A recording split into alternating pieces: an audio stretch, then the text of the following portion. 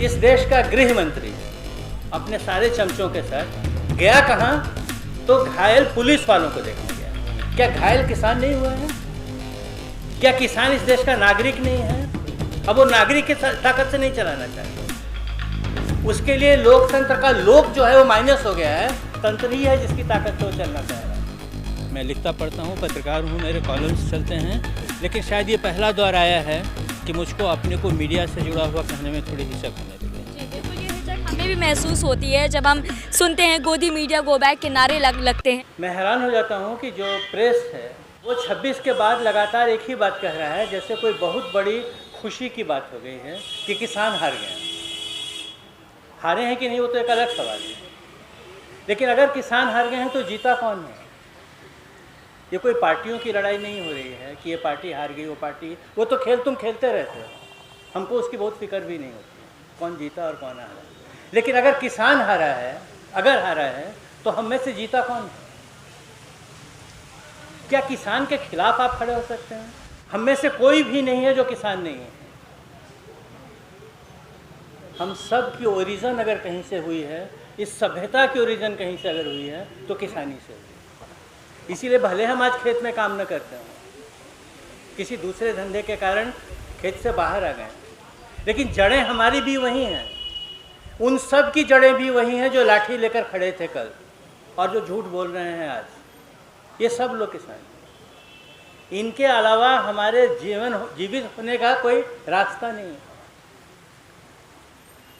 हम ये तो चुन सकते हैं कि हम क्या खाएंगे, लेकिन हम ये नहीं चुन सकते हैं कि हम नहीं खाएंगे। और जहाँ आप खाने को चुनेंगे आप किसान के साथ जुड़ जाते हैं, क्योंकि उसके अलावा दूसरा कुछ है नहीं जो आप खा सकते हैं। तो ये किसान की लड़ाई जो है दोस्तों, ये बिल्कुल एक अलग तरह की लड़ाई है जो हम सब की लड़ाई हो जाती है। उनको परास्त करना, उस पर खुशी मनाना। कल कोई पत्रकार बंधु कह रहे थे कि खदेड़ दिया किसानों को, तो तुमको तुम्हारा स्वागत किया क्या? अरे उनके साथ तुम भी खदेड़े जा रहे हो, तुम इस बात को समझ नहीं रहे। मुझको लगता है कि किसान आंदोलन का जो ये रूप है, ये हम सबको समझना भी चाहिए और समझाना भी चाहिए। ये किसी का आंदोलन नहीं है, ये हम सब का आंदोलन है। क्योंकि अगर न्याय मिलता है तो एक बहुत बड़ा सामाजिक न्याय देश में शुरू होगा, जिसकी बात आज़ादी के समय से चल रही है। किसी को भी उसकी मेहनत का और उसकी लागत का सही मूल्य मिले, ये सामाजिक मूल्य है, ये सोशल वैल्यू है। पत्रकार को मिले, किसान को मिले, मजदूर को मिले। किसान को नहीं मिल रहा है, बहुतों को नहीं मिल रहा है, किसान को योजना पूर्वक नहीं मिल रहा है। मैं तो उस दिन वहीं पर था ITO पर, जहाँ की चर्चा सारी जगह पर हो रही है, और जो माहौल था उसकी चर्चा नहीं करूँगा। माहौल आप सब जानते हैं, बहुत ही उत्तेजनापूर्ण माहौल था। अगर हिसाब लगाऊं, मैंने लिखा भी है ये कि अगर हिसाब लगाऊं तो 500-700 किसानों के ऊपर एक पुलिस का औसत भी नहीं बैठता था, ऐसी उपस्थिति थी वहाँ। तो अगर इसका मतलब है कि किसानों ने अगर कोई बात तय की होती करने की, तो कोई नहीं था जो रोक सकता था। रोकने का सवाल ही नहीं था। कोई वारदात नहीं। लेकिन वारदात क्या हुई?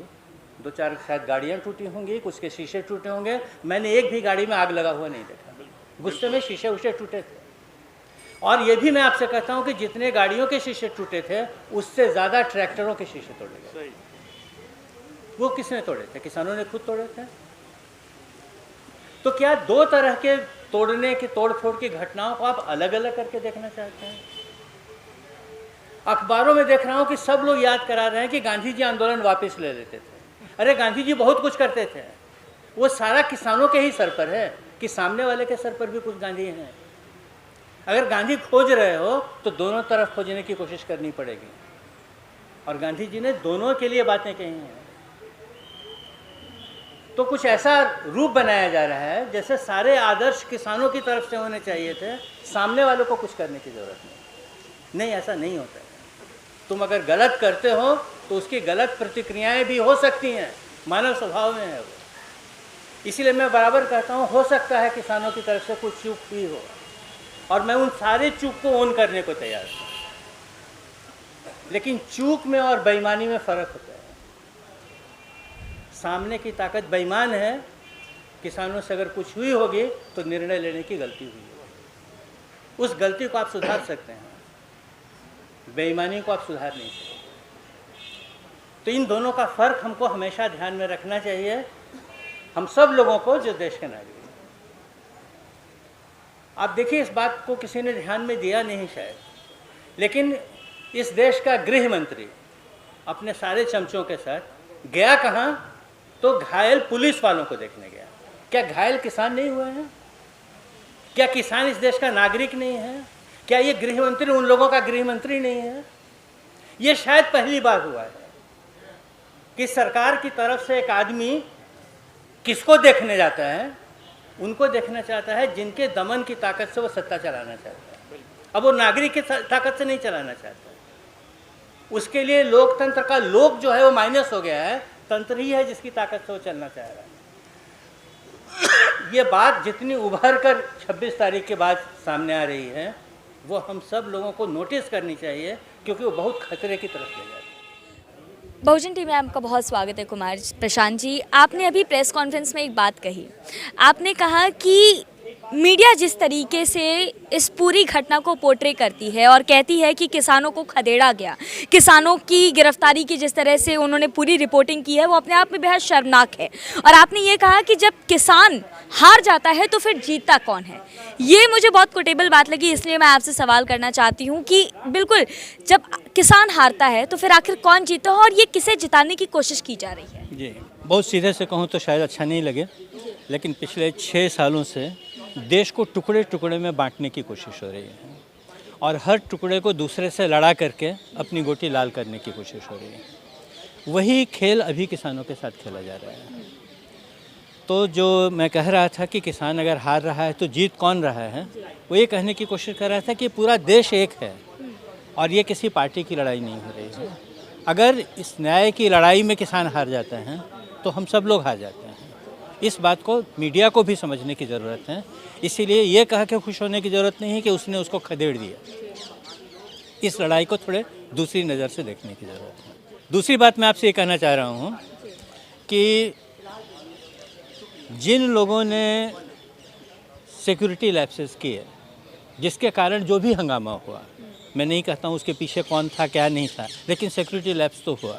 क्योंकि 26 जनवरी के दिन ITO का चौराहा पार कर गए लोग।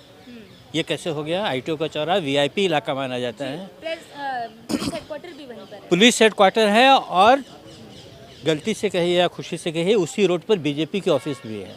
हाँ, आगे जी आगे, उससे पहले मेरी ऑफिस है। हम लोग सप्ताह में 2 दिन बंद कर दिए जाते हैं, क्योंकि कभी पता चलता है अमित शाह अपनी ऑफिस में आ रहे हैं, कभी मोदी जी अपनी ऑफिस। अरे तुम अपनी पार्टी के ऑफिस में आ रहे हो तो सड़क क्यों बंद करते हो? लेकिन हम बंद हो जाते हैं। इतना VIP का चौराहा इस तरह से अनमैन्ड क्यों छोड़ा हुआ था? लाल किले तक लोग पहुंच गए, तो कोई तो सिक्योरिटी लैप्स हुआ है। उस सिक्योरिटी लैप्स के बारे में गृह मंत्री कुछ नहीं बोल रहा है। जिसके अंडर में लॉ एंड ऑर्डर है, वो उनको देखने जा रहा है जिनसे लैप्स हुआ। तो इसको ध्यान में देश को लेना चाहिए। तो जिनको लैप्स हुआ है उनकी कोई अकाउंटेबिलिटी है कि नहीं, लेकिन कैसे पूछें ये बात? क्योंकि जिनकी सिक्योरिटी लैप्स अर्नब गोस्वामी के साथ शेयर की जाती है, उनसे सिक्योरिटी लैप्स की बात क्या पूछ करके हम करेंगे? ऐसे चौराहे पर देश खड़ा है और यहाँ से मीडिया को अपना रोल देखना चाहिए।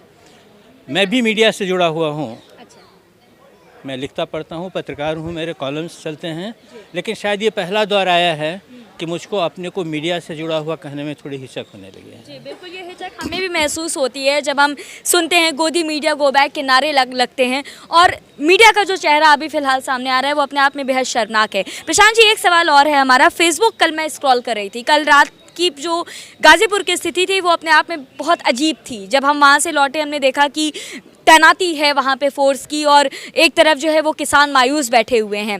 हालांकि रातों रात सब कुछ बदल गया, लेकिन वहाँ जब मैं फेसबुक स्क्रॉल कर रही थी आपने कहा कि ये आंदोलन किसानों का है, किसान किसी भी जात किसी भी वर्ग से हो सकते हैं, लेकिन उसमें एक शख्स ने ये लिखा था कि अब देखिएगा जल्द ही ये जातिगत आंदोलन बन जाएगा। वो शख्स किससे ताल्लुक़ रखता है वो मैं आपको नहीं बताना चाहती, लेकिन ये जातिगत आंदोलन की जो इन्होंने बात कही है, खास तौर से जाटों की मैं बात कहूँगी, जाट आंदोलन इसको बनाने की कोशिश की जा रही है, इस पर आप क्या? नहीं, मैं इस पर यही कहूँगा कि जो देश को टुकड़ों में तोड़कर ही देख रहा है उसको ये जाति के अलावा कुछ दिखेगा नहीं। लेकिन इस 60-70 साल की डेमोक्रेसी की जो यात्रा हुई है, इसमें बहुत सारी चीज़ों से देश ऊपर उठ रहा है। इसको ये खेल ज़्यादा चलने वाला नहीं है, ये तुरंत ही टूट जाना।